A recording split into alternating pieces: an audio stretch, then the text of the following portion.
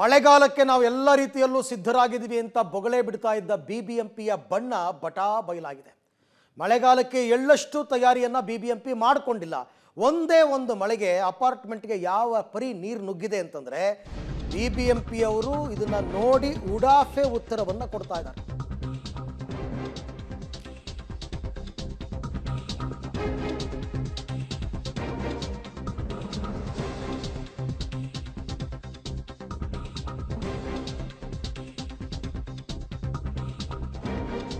ಮಳೆಗಾಲಕ್ಕೆ ಯಾವ ರೀತಿಯಲ್ಲೂ ಬಿಬಿಎಂಪಿ ಸಿದ್ಧತೆಯನ್ನ ಮಾಡಿಕೊಂಡಿಲ್ಲ ಅಂತಕ್ಕಂಥದ್ದು ಗೊತ್ತಾಗ್ತಾ ಇದೆ.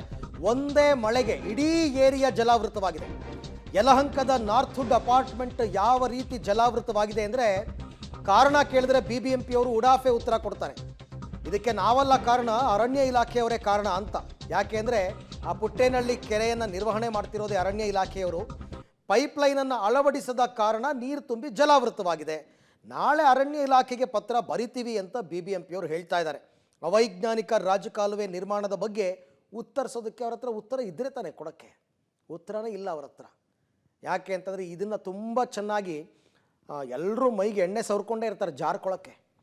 ಬಿಬಿಎಂಪಿ ಅವ್ರು ಕೇಳಿದ್ರೆ ಅರಣ್ಯ ಇಲಾಖೆಯವ್ರನ್ನ ಕೇಳಿದ್ರೆ ಇವ್ರ ಮೇಲೆ BWSSB ಅವರು ಯಾರೂ ಕೂಡ ಹೌದು ಇದು ನಮ್ಮಿಂದ ಆಗಿರ್ತಕ್ಕಂಥ ಪ್ರಮಾದ ಅಂತ ಒಬ್ಬರು ಹೇಳ್ಬಿಡ್ಲಿ ನೋಡೋಣ.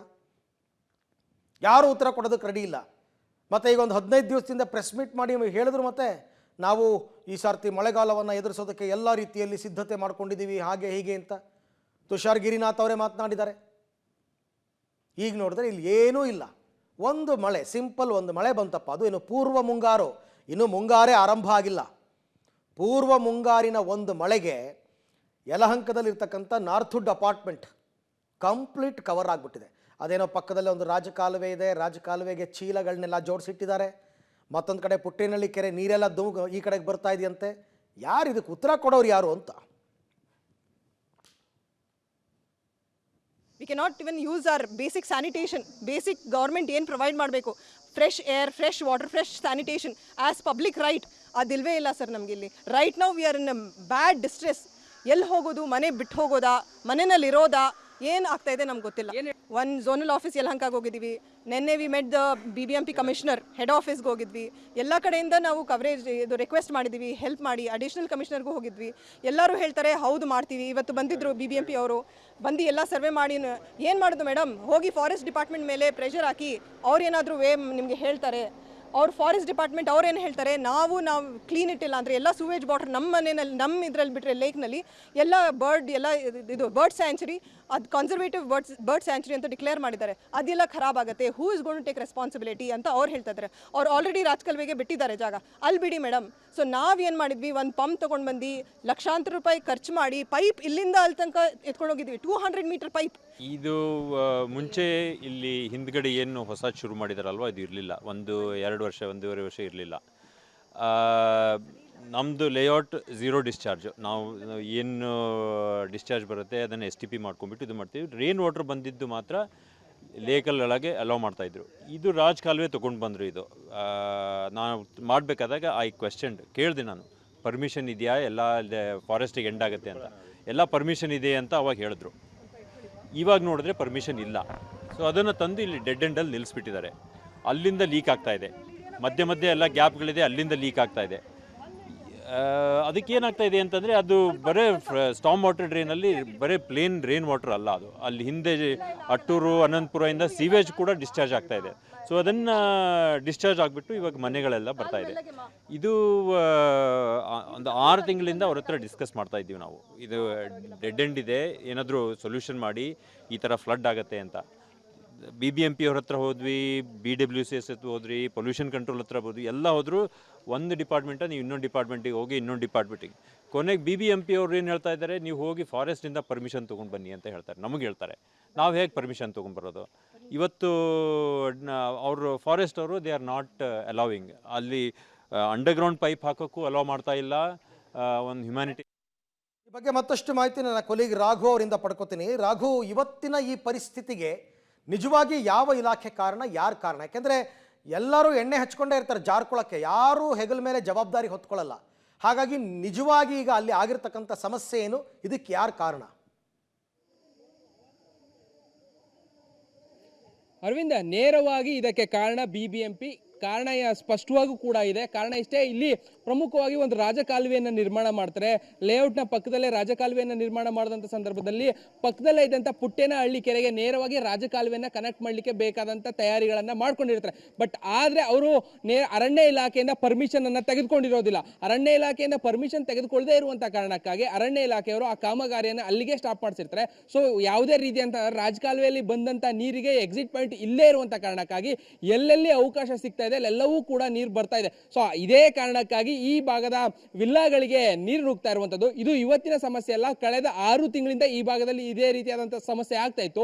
ಇಷ್ಟು ದಿನ ಮಳೆ ಇರಲಿಲ್ಲ, ಬಟ್ ಯಾವುದೇ ರಾಜಕಾಲುವೆ ನೀರು ಹರಿದ್ರು ಬಂದರೂ ಕೂಡ ಇಲ್ಲಿ ನೇರವಾಗಿ ಇಲ್ಲಿಗೆ ಬರ್ತಾ ಇತ್ತು. ಬಟ್ ಈಗ ಮಳೆ ಆಗಿರುವಂಥ ಕಾರಣಕ್ಕಾಗಿ ಅದರ ಸಂಪೂರ್ಣ ಎಫೆಕ್ಟ್ ಈಗ ಗೊತ್ತಾಗ್ತಾ ಇರುವಂಥದ್ದು. ಬಹಳ ಪ್ರಮುಖವಾಗಿ ಅರಣ್ಯ ಇಲಾಖೆ ಜೊತೆಗೆ BBMP ಸಮನ್ವಯತೆ ಕೊರತೆ ಇರುವಂಥ ಕಾರಣಕ್ಕಾಗಿ ಈ ರೀತಿಯಾದಂಥ ಸಮಸ್ಯೆಗಳನ್ನು ನಿವಾಸಿಗಳು ಎದುರಿಸಬೇಕಾಗಿದೆ. ಯಾಕಂದ್ರೆ ಆರಂಭದಲ್ಲಿ ಯಾವುದೇ ರೀತಿ ಕಾಮಗಾರಿಗಳನ್ನು, ಅದರಲ್ಲೂ ರಾಜಕಾಲುವೆಯನ್ನು ನಿರ್ಮಾಣ ಮಾಡಬೇಕಾದಂಥ ಸಂದರ್ಭದಲ್ಲಿ ಸಂಬಂಧಪಟ್ಟಂತ ಇಲಾಖೆಗಳ ಪರ್ಮಿಷನ್ ಅನ್ನು ತೆಗೆದುಕೊಳ್ಬೇಕು. ಜೊತೆಗೆ ಅದರ ಜೊತೆ ಆ ಇಲಾಖೆ ಜೊತೆ ಒಂದು ಸಮನ್ವಯತೆಯನ್ನ ಸಾಧಿಸೋದ್ರ ಮುಖಾಂತರವಾಗಿ ಸಾರ್ವಜನಿಕರಿಗೆ ತೊಂದರೆ ಆಗದೇ ಇರೋ ರೀತಿಯಲ್ಲಿ ನಡೆದುಕೊಳ್ಳುವಂತ ಕೆಲಸ BBMP ಯದ್ದೇ ಆಗಿರುತ್ತೆ. ಬಟ್ ಆದ್ರೆ ಈಗ BBMP ಪ್ರಶ್ನೆ ಮಾಡಿದ್ರೆ ನೇರವಾಗಿ ಅರಣ್ಯ ಇಲಾಖೆ ಕಡೆಗೆ ಬೊಟ್ಟು ಮಾಡುವಂತ ಕೆಲಸವನ್ನ ಮಾಡುತ್ತೆ. ಅರಣ್ಯ ಇಲಾಖೆಯವ್ರನ್ನ ಕೇಳಿದ್ರೆ ಅವರು ನಮ್ಮ ಬಳಿ ಪರ್ಮಿಷನ್ ಅನ್ನು ತೆಗೆದುಕೊಂಡಿಲ್ಲ, ಸೊ ನಾವು ಹಾಗಾಗಿ ಅವಕಾಶವನ್ನು ಕೊಟ್ಟಿಲ್ಲ ಅನ್ನುವಂತ ನೇರ ಉತ್ತರವನ್ನ ಕೊಡುತ್ತೆ. ಅಲ್ಲಿಗೆ BBMP ಮಾಡಬೇಕಾದಂತ ಸಂದರ್ಭದಲ್ಲಿ, ಅಂದ್ರೆ ಅವರು ಕೆಲಸವನ್ನ ಮಾಡಬೇಕಾದಂತ ಸಂದರ್ಭದಲ್ಲಿ ನಿರ್ಲಕ್ಷ್ಯವನ್ನ ವಹಿಸಿದಂತ ಪರಿಣಾಮವಾಗಿ ಈ ಭಾಗದ ಜನ ಇವತ್ತು ಈ ಪರಿಸ್ಥಿತಿಯನ್ನು ಎದುರಿಸಬೇಕಾದಂತ ಸ್ಥಿತಿ ನಿರ್ಮಾಣ ಆಗ್ತಾ ಇದೆ. ಅರವಿಂದ, ಈ ಭಾಗದಲ್ಲಿ ಅನೇಕ ಮನೆಗಳಿದೆ, 22ಕ್ಕೂ ಹೆಚ್ಚು ಮನೆಗಳಿಗೆ ನೀರು ನುಗ್ಗಿರುವಂತಹ ಪರಿಣಾಮವಾಗಿ ಮನೆಗಳನ್ನ ಖಾಲಿ ಮಾಡಿಕೊಂಡು ಎಲ್ಲರೂ ಕೂಡ ಹೋಟೆಲ್ಗಳಿಗೆ ಹೋಗಿರುವಂತದ್ದು ಸಾಮಾನ್ಯವಾಗಿ ಕಂಡು ಬರ್ತಾ ಇದೆ.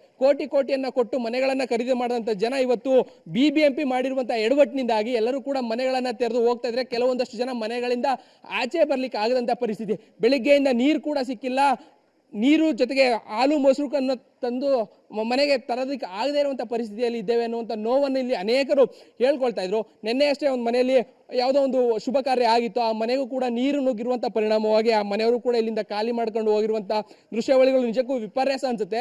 BBMP ನಾವು ಎಲ್ಲ ರೀತಿಯಾದಂಥ ಸಿದ್ಧತೆಗಳನ್ನು ಮಾಡ್ಕೊಂಡಿದ್ದೇವೆ. ಮುಖ್ಯವಾಗಿ ರಾಜಕಾಲುವೆ ವಿಚಾರದಲ್ಲಿ 800 ಕಿಲೋಮೀಟರ್ ರಾಜಕಾಲುವೆ ಏನಿದೆ ಅದರ ಸಂಪೂರ್ಣ ಸಿದ್ಧತೆಯನ್ನು ಮಾಡ್ಕೊಂಡಿದ್ದೀವಿ ಅಂತ ಹೇಳಿ ಬೊಬ್ಬೆ ಹೊಡೆಯುವಂಥ BBMPಯ ನಿಜವಾದ ಬಣ್ಣ ಇವತ್ತು ಬಟ ಬಯಲಾಗಿದೆ. ಅವ್ರು ಮಾಡ್ಕೊಂಡಿರುವಂಥ ಸಿದ್ಧತೆ ಹೇಗಿದೆ, ಎಷ್ಟರ ಮಟ್ಟಿಗೆ ಅವರು ಮಳೆಯನ್ನು ಎದುರಿಸೋದಕ್ಕೆ ಬೇಕಾದಂಥ ತಯಾರಿಗಳನ್ನು ಮಾಡ್ಕೊಂಡಿದ್ದಾರೆ ಅಂತ. ಇದಿನ್ನೂ ಪೂರ್ವ ಮುಂಗಾರು, ನಮಗೆ ಇನ್ನೂ ಕೂಡ ಮುಂಗಾರು ಆರಂಭ ಆಗಿಲ್ಲ. ಪೂರ್ವ ಮುಂಗಾರಿನಲ್ಲೇ ನಮಗೆ ಈ ಪರಿಸ್ಥಿತಿ ಆದರೆ ಮುಂಗಾರಿನ ಸಂದರ್ಭದಲ್ಲಿ BBMPಯನ್ನು ನಂಬಿಕೊಂಡು ಹೇಗೆ ಮನೆಗಳಲ್ಲಿ ಇರಬೇಕು ಅನ್ನುವಂಥ ಒಂದಷ್ಟು ಆತಂಕ ಸಾಮಾನ್ಯವಾಗಿ ಜನರಲ್ಲಿ ಕಾಡ್ತಾ ಇದೆ. ಯಾಕಂದರೆ ಇದೇ ರೀತಿಯಾದಂಥ ಪರಿಸ್ಥಿತಿ ನಗರದ ಅನೇಕ ಕಡೆಗಳಲ್ಲಿ ಬಂದು ಹೋಗುವಂಥ ಸಾಧ್ಯತೆ ಇದೆ. 2 ವರ್ಷ ಹಿಂದೆ ನಾವು ಇದೇ ರೀತಿಯಾದಂಥ ಪರಿಸ್ಥಿತಿಯನ್ನು ನಗರದ ಅನೇಕ ಕಡೆಗಳಲ್ಲಿ ನೋಡಿದ್ವಿ. ಅನೇಕ ಲೇಔಟ್ಗಳು ಸಂಪೂರ್ಣವಾಗಿ ಜಲಾವೃತ ಆಗಿದ್ವು.